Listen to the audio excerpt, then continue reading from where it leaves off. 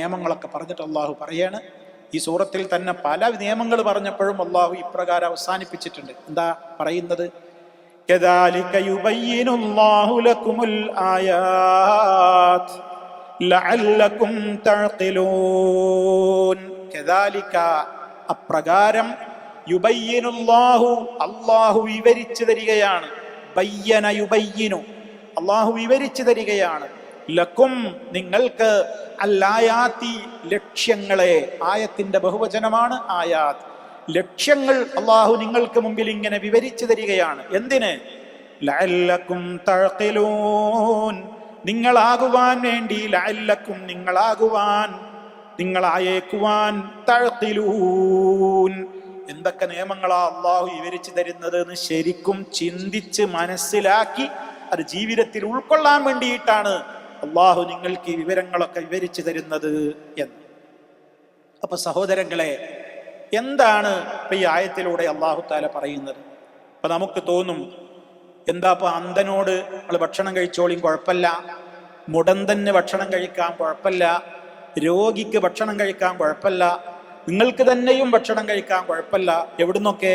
സ്വന്തം വീടുകളിൽ നിന്ന്, അപ്പാര വീടുകളിൽ നിന്ന്, അതുപോലെ തന്നെ ഇവിടെ എണ്ണപ്പെട്ടിട്ടുള്ള ഓരോ ബന്ധുവീടുകളും, ഇനി ബന്ധുവീടുകളൊന്നുമല്ലാത്ത സുഹൃൽ ബന്ധത്തിൽ കഴിയുന്ന സുഹൃത്തുക്കളുടെ വീടുകളിൽ നിന്ന് എന്നൊക്കെ പറഞ്ഞല്ലോ.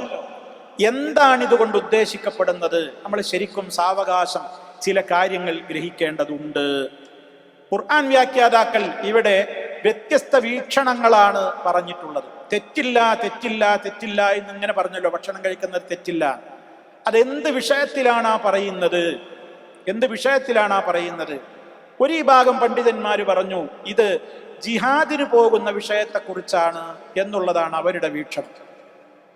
അതായത് അവർക്ക് ജിഹാദിന് പുറപ്പെടേണ്ടുന്ന ബാധ്യത അവർക്കില്ല എന്നുള്ളതാണ് അവിടെ ഉദ്ദേശിക്കപ്പെടുന്നത് എന്നുള്ളതാണ്. കാരണം അവർക്കതിന് അശക്തിയുണ്ട്. ആർക്ക്?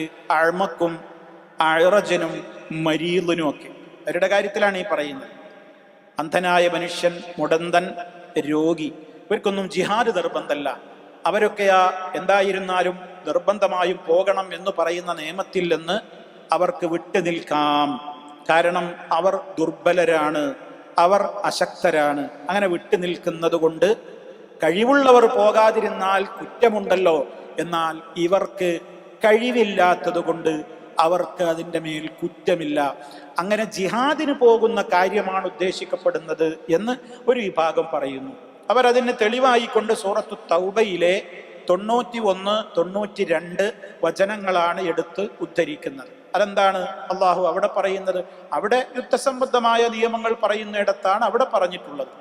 അവിടെ അള്ളാഹു പറയുന്നത് ലൈസ അലൽ ദുഅഫാഇ വലാ അലൽ മർദാ ولا على الذين لا يجدون ما ينفقون حرج إذا نصحوا لله ورسوله ما على المحسنين من سبيل والله غفور رحيم ولا على الذين إذا ما أتوك لتحملهم قلت لا أجد ما أحملكم عليه تولوا وأعينهم تفيض من الدمع حزنا ألا يجدوا ما ينفقون.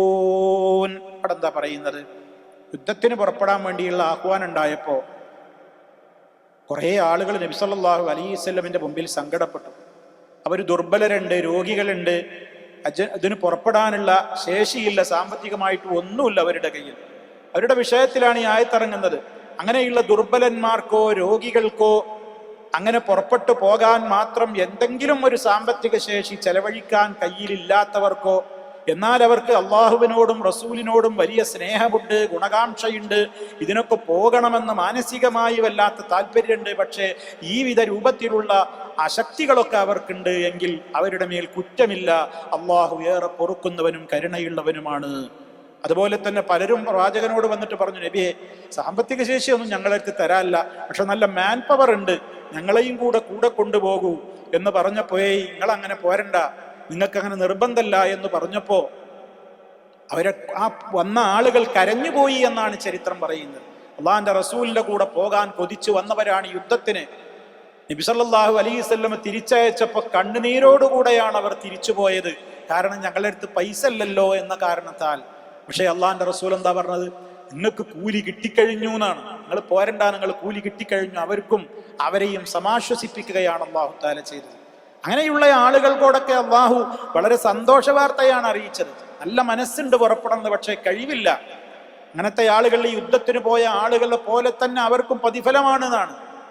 അവർ വെക്കുന്ന ഓരോ കാൽവെപ്പിനും, അവരുടെ ശരീരത്തിൽ അവർ ഏറ്റുവാങ്ങുന്ന ഓരോ പൊടിയും ചെളിയും യാത്രയുടെ പ്രയാസങ്ങൾക്കുമൊക്കെ നിങ്ങളെപ്പോലൊരു പ്രതിഫലം ഈ നല്ല നിയ്യത്തോടെ അവിടെ കഴിയുന്ന ആളുകൾക്കുണ്ട് എന്നൊക്കെയുള്ള ആശ്വാസ വചനങ്ങളാണ് ഇസ്ലാം അവരോട് പറഞ്ഞത്.